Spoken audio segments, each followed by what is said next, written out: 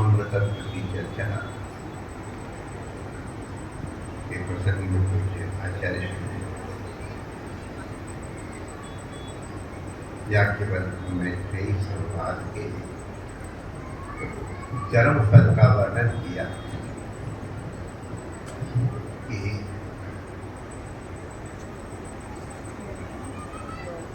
नाना प्रकार के अमृत माने गए हैं। उन सबका श्लोक में उच्चारण है, परिग्रहण है, उसकी तत्काल आवश्यकता नहीं है। तो बढ़ने जा रहे हैं तो प्रयास करेंगे कि हम लोग चर्चा को समयानुसार से भी रखें। तो तब तक अमृत का प्रत्याख्यान करने के लिए ही याज्ञवल्क्य जो ध्यानियों में श्रेष्ठ है, उन्होंने उनका प्रत्याख्यान किया कि हम जिन ओष्ठों का अमृत के रूप में वर्णन करते हैं तो वस्तुतः आत्मनष्ट कामाय है। अगर आत्मनष्ट कामाय न होते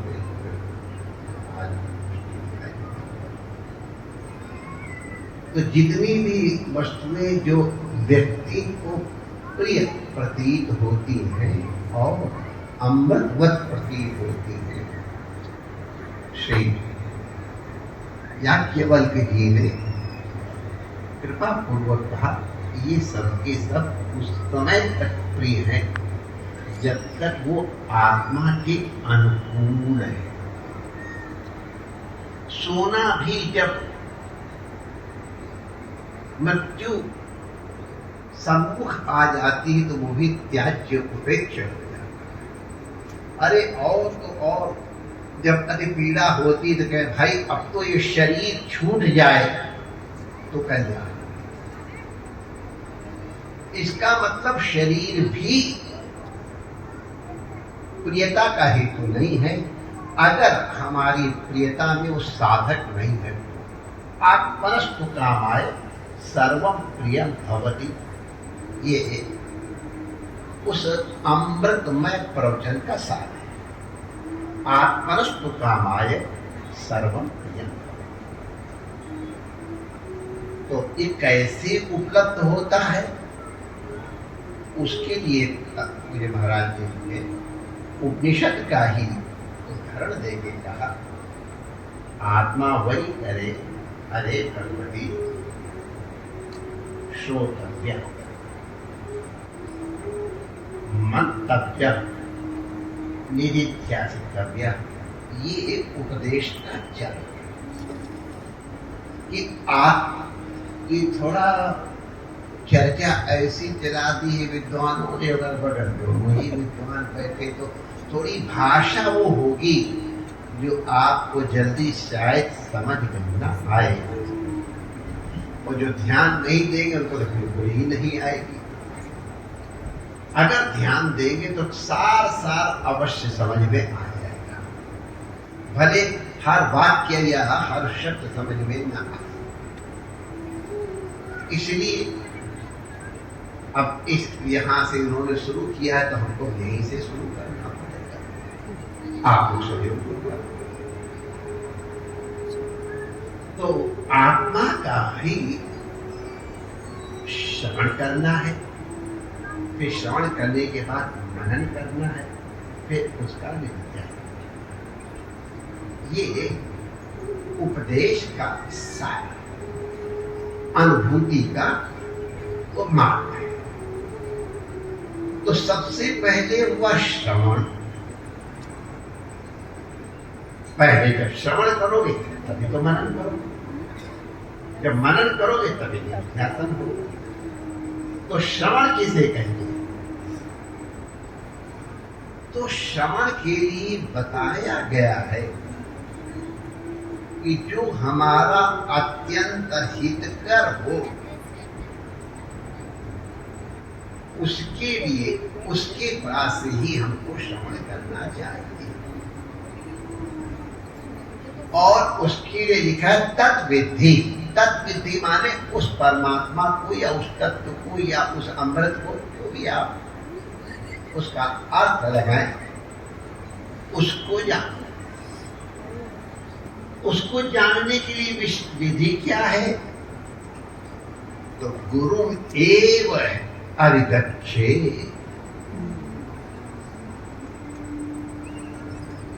गुरु एव का मतलब ये संस्कृत के विद्वान जानते हैं कि अन्य सबका सब हट गए, केवल और केवल और केवल एक है, वो गुरु। गुरु के पास ही जाए।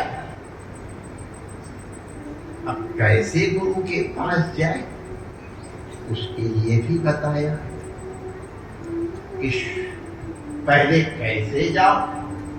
तो आप सभी पानी होके जाओ। सभी पानी माने रख कर नहीं जाओ, खाली हाथ नहीं जाओ। कोई बहुत बहुमूल्य चीज नहीं चाहिए। ऋषि जंगल में रहते हैं, उनकी जाते समय रास्ते में सूखी लकड़ियां मिले, उनको इकट्ठा करो। कहां से लाओगे इधर उसको, और वही जाके उनको अर्पित करो। कोई खर्च नहीं। संविधा केवल एक प्रतीक है। मैं आपके समझ, हमारे एक संत ने संविधा के और अर्थ बताते हैं कि मैं सूखी लकड़ी हूं, संविधान चाहता हूं, प्रदीप्त होना चाहता हूं। ये प्रतीक है, मैं अप्रदीप्त हूं। आप मुझे प्रदीप्त कीजिए, प्रकाशित कीजिए, प्रकाश तत्व हमको प्रदान कीजिए। संविधा प्रदान करने का ये भी एक आशय संत ने हमको बताया कि मैं स्वयं हूं, पानी आया हूं कि मैं प्रज्वलित होना चाहिए, जहां अपने आप को राख करके अपने स्वरूप को प्राप्त करना चाहता हूं। तो यही बात करने की भी नहीं। तत्विधि, उसको जानो। प्रणिपातेन, साष्टांग नमस्कार। साष्टांग नमस्कार का मतलब क्या है? अष्टधा प्रकृति भूमिरापो नरो मनो खम ममो बुद्धिरेव अहंकार। अष्टधा और भी लक्षण। तो अष्टांग प्रणाम करके मैं सर्वथा अपने आप को आपके समर्पित करता हूं। एक प्रत्यय जो इस प्रकार से समर्पित है, जैसे अर्जुन भगवान को कहते हैं, मां शाति, आप मेरा नियंत्रण कीजिए। मैं क्यों करूं? मेरे क्या जरूरत पड़ी नियंत्रण करने की? मैं आपके प्रपन्न हूं, मैं आपका शिष्य हूं। शिष्य माने प्रपन्न, प्रपन्न माने शिष्य, माने आप जैसे नचाओगे वैसे नाचूंगा। ये प्रपत्ति का तात्पर्य है। हमारा अहंकार, मन इच्छा सर्वथा नास्ति। मेरी इच्छा अपने आप में कुछ नहीं है, आप इच्छा के अनुसार करो। तो जो इस प्रकार से रिक्त पात्र होकर के माने खाली होके आता है, तो जो स्वच्छ बर्तन उसी तो अमृत तो या अमृत प्रदान किया है। तो तत्विधि प्रणिपातेन परिप्रश्नेन सेवया। जब श्रवण करोगे तब उसके बाद कोई जिज्ञासाएं होगी, मनन के साथ, तो परिप्रश्नेन अनुकूल तर्क दे करके समझने की चेष्टा। तो अब एक चीज नहीं समझ में आती है, ये उपनिषद भी कहती गुरु गुरु, और गीता भी कहती गुरु गुरु जानो। और ये निश्चित है कि वेद के अतिरिक्त और कोई उपाय ही नहीं है। तो वेद ही उस ज्ञान का एकमात्र माध्यम है। अब मीमांसा शास्त्र में इसकी बहुत व्याख्या है कि केवल वेद ही प्रमाण क्यों है, अन्य प्रमाण क्यों नहीं है। अब वो एक बहुत विचार का विषय है। आप लोग नक्सल में यही ध्यान जाइए कि उस क्योंकि वो अलौकिक है, इंद्रिय गम्य नहीं है, मन की गति भी वहां नहीं है, बुद्धि की भी वहां गति नहीं है। तो जहां मन बुद्धि इत्यादि नहीं, यतो वाचो निवर्तन्ते अप्राप्य मनसा सहा। मन के माने यहाँ अंतःकरण सबका सब है। अंतःकरण भी उसको नहीं जान सकता है तो उसको कैसे जानेंगे? तो उसके लिए तस्मात् शास्त्र प्रमाणम दे। शास्त्र प्रमाण है, वेद प्रमाण है। वो शास्त्र, क्योंकि जो वेद कहता है वही हमारे लिए धर्म है, वही हमारे लिए साधन है। वेद जिसकी प्रेरणा करता है वो हमारे कर्तव्य है, धर्म है। और अथ जो वेद आज्ञा विरुद्ध है तो धर्माचरण के निमित्त वेद ही प्रमाण है। तस्मात् शास्त्र प्रमाण। तो भाई क्या करना है क्या नहीं करना है, और वेद एक तो छुट्टी हुई, काहे को बीच में गुरु लाओ और दुनिया भर का दंडवत और बंदना और कभी डांट सुनो और कभी क्या सुनो, ये सब क्या सुन रही है? काहे को गुरु जी को बीच में डालो? वेद बहुत है और हर बात वेद में लिखी हुई है। गुरु भी कोई आसमान से नहीं लाके देते, वेद का ही प्रमाण देते। तो गुरु जी जिस वेद का प्रमाण देते हम डायरेक्ट पढ़ लेंगे, काहे गुरु जी को बीच में डालें? ये मन में आ सकता है। तो हम आपको बता दें वेद शब्द है, और चूंकि वो ऐसा तत्व है जो वाणी का विषय नहीं है, जो बुद्धि का विषय नहीं है, मन का विषय नहीं है, तो इसका मतलब है शब्द का भी वो विषय नहीं है। तो यहां वेद माने शब्द नहीं, यहां माने शब्द के संकेत से जो बताया जा रहा है वो वेद। विदज्ञाने धातु से वेद है। तो दिया के चंद्रमा को दिखाने के लिए अगर हम किसी पेड़ का आश्रय लेते हैं, किसी खंभे का आश्रय लेते हैं, तो खंभे का वर्णन या मंदिर का वर्णन ये तो केवल एक उपाय है, लक्ष्य है तो दिया के चंद्रमा का अवलोकन। उसी प्रकार उस वेद तत्व का अवलोकन करना, अनुभव करना, अभी दर्शन कह रहे थे, अनुभव करना यह लक्ष्य है। अब हमारे पास साधन वही शब्द के हैं, इसके अलावा और कोई साधन नहीं है। और वो शब्द कान से सुनेंगे, इंद्रिय है। मन भी इंद्रिय, मन षष्ठान इंद्रियाणि, इनके माध्यम से ही मनन करना है। तो कहां से होगा? अत्यधिक उदाहरण के लिए हम बताएं, हमारे यहाँ ब्रह्म ज्ञान के लिए 4 महावाक्य कहे गए। 4 महावाक्य में एक महावाक्य तत्त्वमसि। अब तत्त्वमसि का श्रवण करने के बाद भले 2, 3, 8, 9 बार सुनना पड़ा, वेद तत्व का ज्ञान साधन हो गया। हमको नहीं हो रहा है। हमने सुनिया तत्त्वमसि, क्योंकि तत्त्वमसि का अर्थ क्या है? तत्त्वमसि इस वाक्य का तात्पर्य कहां है? तो देखो, तत्त्वम् असि ये 3 पद है। अब आपको घबराना नहीं, समझने की कोशिश करो। हर चीज न समझ आए, लेकिन तत्व तुम्हारे निश्चित समझ में आ जाए। क्यों बताया जा रहा, ये निश्चित समझ में आ जाए। अब तत्त्वम् असि ये जानते हैं, तत्व और ये सब अव्यय है। हर विभक्ति में इनका रूप एक चलता है, इसलिए ये अव्यय है। तो हो एक तत्व में तत्त लगा दो, प्रथमा विभक्ति लगा दो असि, द्वितीय विभक्ति लगा दो तत्, वो और तम भगवान असि। एक और सब सही है। तेन त्वम असि, तृतीय माने तेन माने उस परमात्मा ना, क्योंकि उसी परमात्मा से ही संसार उत्पन्न हुआ। सर्वभूतानि जायन्ते, तो तेन त्वमसि, तस्मै त्वमसि, तुम उसके लिए ही, कृष्ण के लिए ही हम परमात्मा।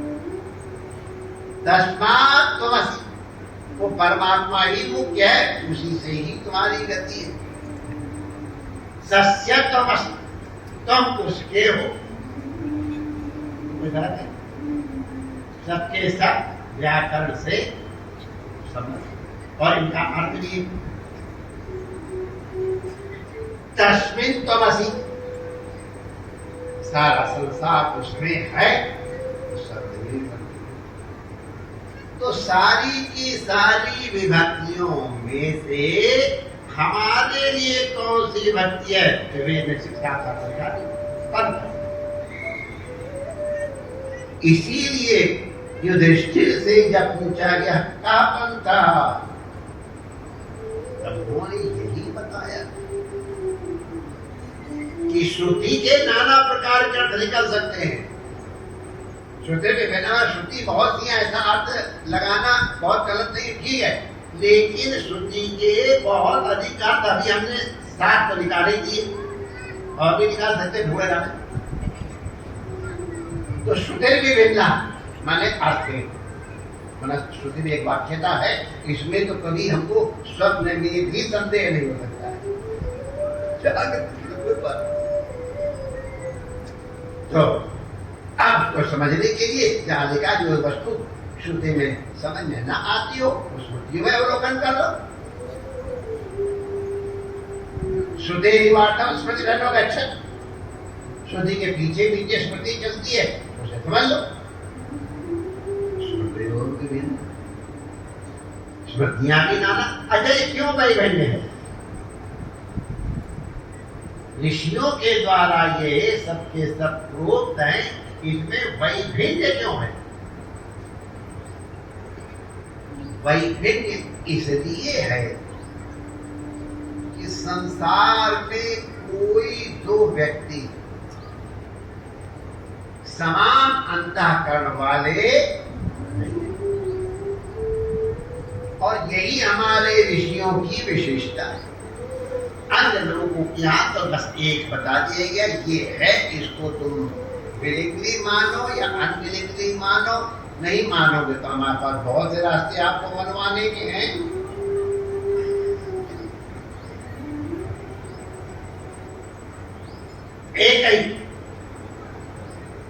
एक ही किताब, एक ही बात, एक ही वो, एक ही नाम।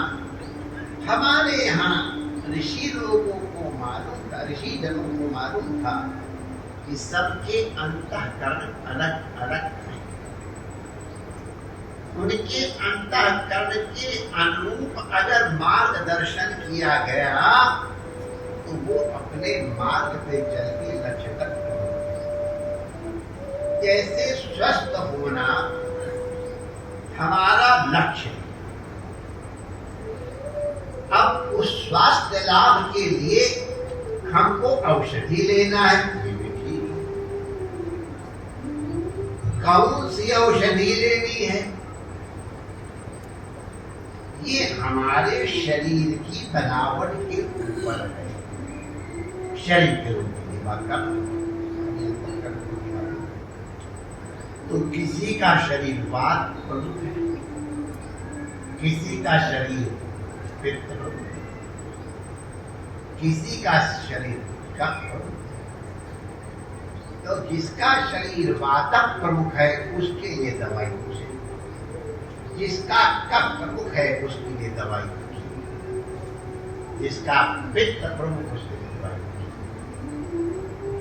आज सवेरे अभी रामायण जी बताते हैं कितने प्रकार के वात रोग हैं, खाली बातें लोग उतने प्रकार के हैं, और लोगों की क्या कहें। फिर हमारे यहाँ औषधि बला बल के अनुरूप दी जाती है। अगर कोई 1 क्विंटल वजन वाला है उसकी दवाई अलग होगी, और कोई 70 किलो वाला होगा उसकी दवाई की मात्रा अलग होगी, और कोई 34-35 किलो वाला होगा उसकी मात्रा अलग होगी। तो उसी तरह से वात के प्रमुख होने से, कफ प्रमुख होने से, पित्त प्रमुख होने से औषधियां बदल जाए। फिर इनका कॉम्बिनेशन ऑफ परम्यूटेशन, कफ और पित्त, पित्त और वात, इस तरह से औषधियां नाना। तो रोगी के रोग का निवारण मुख्य है। औषधि तो एक उपाय, लक्ष्य है रोग की निवृत्ति। जो रोग जिस तरह का है उस प्रकार की औषधि उतनी मात्रा में देके उसके रोग की निवृत्ति करना, ये एक आयुर्वेद का लक्ष्य, वैद्य का लक्ष्य। इसी तरह से हमारे यहाँ जो मार्ग बताए जाते हैं उनका वैद्य में इसी, जिसका अंतःकरण कैसा है, इसका एक ही दवाई माय डियर, अलग अलग व्यक्ति में अलग अलग प्रभाव डालती है। उपनिषद की कथा हम लोग अभी सुन रहे थे। उपनिषद की ही एक कथा है। प्रजापति ब्रह्मा के पास देवता भी गए, दानव भी गए और मानव भी गए। तीनों ने अपने कल्याण का उपाय पूछा। ये कथा हम 1-2 साल पहले आप बहुत विस्तृत रूप से समझा चुके, इसलिए केवल संक्षेप करेंगे। देखो, एक चीज है, हमारे ये बड़े बड़े कर्मकांडी माने वेदर विद्वान पार्वती भी है, लेकिन कर्मकांडी विद्वान है। हमारे यहाँ मंत्र का फल उसके विनियोग के ऊपर निर्भर करता है। आप किस विनियोग से मंत्र का प्रयोग कर रहे हैं, जब कर रहे हैं, मंत्र का फल। अब हम इससे ज्यादा तो डिटेल में नहीं बताएंगे, लेकिन जितने ब्रह्मास्त्र, पाशुपतास्त्र और अन्य वायुअस्त्र हैं, ये सब के सब गायत्री मंत्र के ही अनुरूप हैं। उनका किस तरह से संकल्प करके विनियोग करना है, उसके अनुरूप उनके स्वरूप और फल में परिवर्तन आ जाता है।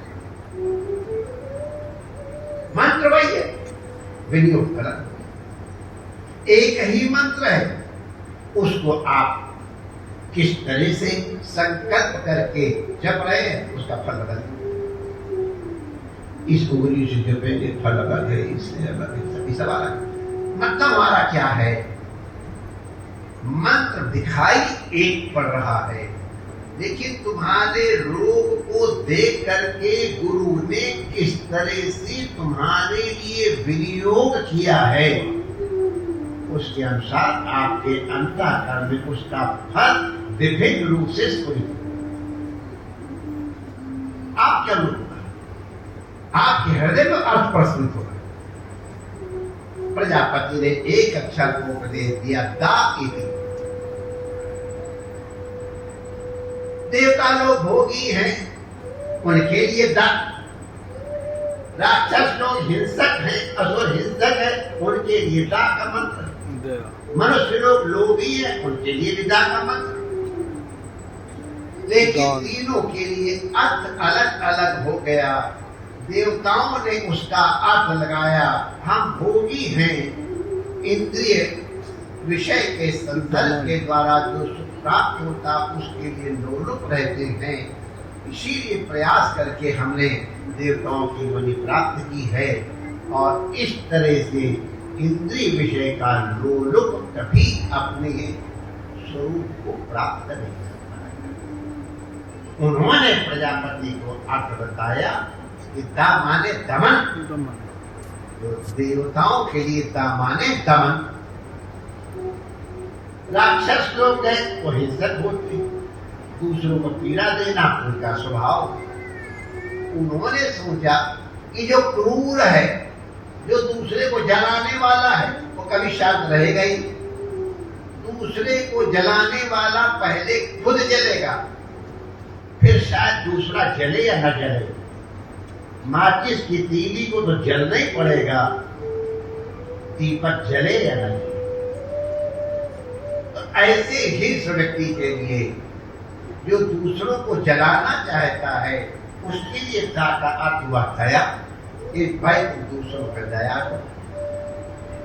मंत्र एक है, देवताओं के लिए दा माने दमन, अश्व के लिए दा माने दया, और चमड़ी न चमड़ी चली जाए, दमड़ी न जाए, ऐसे लोगों के लिए अति धन का आकर्षण से चिपकने वाले व्यक्ति का भी, अति लोभी का भी, क्योंकि लोभ का कोई अंत ही नहीं है, इसलिए उसकी इंद्रियों के मन की भी समाहिता प्राप्त नहीं होगी। तो उनको बताया कि लोभ के ऊपर विजय प्राप्त करने दा माने दान करो, ये ने दान किए करना। तो दा माने दमन, दा माने दया, दा माने दान, एक ही मंत्र का अर्थ अलग अलग।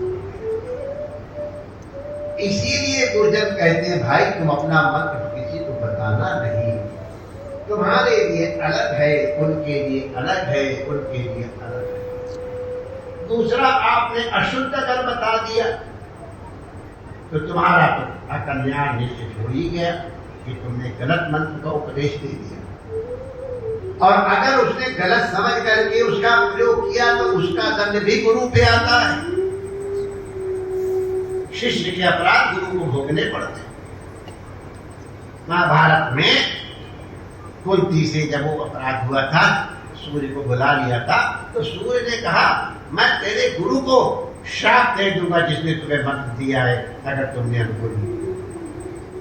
तो कब मंत्र दिया दुर्वासा जी ने कुंती को, कुंती ने कब प्रयोग किया, और सूर्य कहते मैं तुम्हारे गुरु को श्राप।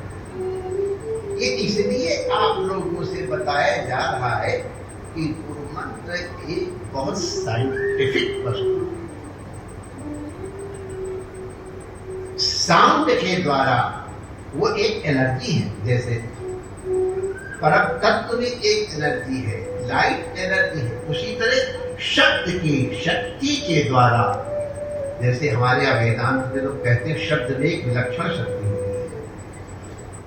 कुछ सब व्यक्ति सो रहे हैं और उसका अंतःकरण कहीं और है, तो कह दिया हे देवदत्त जगो, तो वो कौन जगाता है इसको? क्योंकि जो जगाने वाले शब्द को स्वीकार करने वाला तो सो रहा है। तब कहा जाता है शब्द की अलौकिक शक्ति। शब्द की अलौकिक शक्ति से अन्य सब सोते रहेंगे, केवल देवदत्त जग जाएंगे। तो तुम्हारे मंत्र की शक्ति है, इसलिए अपने मंत्र को संभाल के जगो, अपनी माला को संभाल के रखो। जिस ढंग से बताया गया है आस्था पूर्वक उस रूप से उसके जो अर्थ बताए गए हैं उसके अनुसार करो और चेष्टा करो। खाली तोते की तरह दोहराना नहीं। एक बार एक वृद्ध तोते ने देखा हमारे यहाँ बहेलिया रोज रोज आ करके और हमारे परिवार को कम किए दे रहा है। आगे जाल बिछा देता है, थोड़े दाने डाल देता है, हमारे परिवार वाले जाते दाना खाने और जाल में फंस जाते। हमारा परिवार कम हो रहा, कहाँ जाए? तो निश्चुप रखा कोई विपत्ति का समय की संत की शरण में जाओ। उस संत की शरण में पहुंच गया। बाबा हमारे परिवार की संख्या दिन प्रतिदिन कम होती जा रही है। बहेलिया आ करके बड़ा हमारे परिवार के सदस्यों को नहीं आप संत दयालु बता दिए, एक मन बताया वो समझ बहेलिया आएगा, बोलो बहेलिया आएगा दाना डालेगा, दाना डालेगा, जाल में फंसना नहीं। दाना मत खाना, दाना मत, जाल में फंसना नहीं। फंस जाओगे। बड़ा बहेलिया आएगा, आएगा दाना डालेगा, दाना डालेगा, दाना मत खाना, दाना मत खाना, वरना फंस जाओगे। बना। ये मंत्र बता दिया। जाओ, अब तुम लोग कोई नहीं फंसोगे तो सबको ये मंत्र बता दो।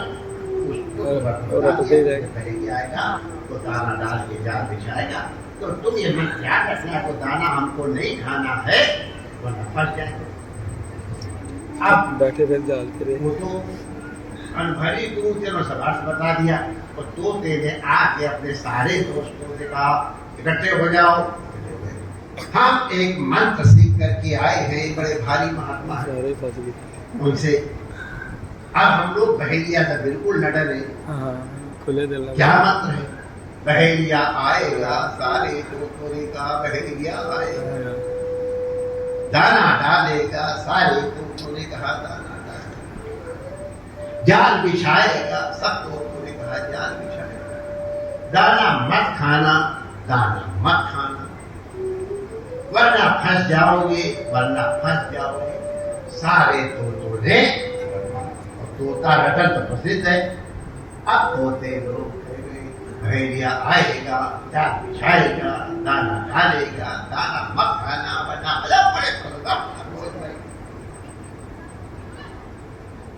बहेलिया आया। उन्होंने कहा ये सारे तोते तो ज्ञानी हो गए। बहेलिया आएगा, जाल बिछाएगा, दाना डालेगा, दाना मत खाना, हमारा फंसा, मैं करूं क्या? नहीं जानो, मुझे और करा लूं, मुझे और पे बिजनेस पाता नहीं।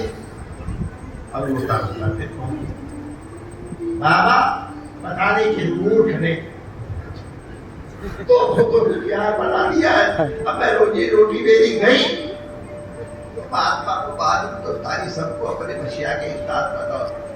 कर्म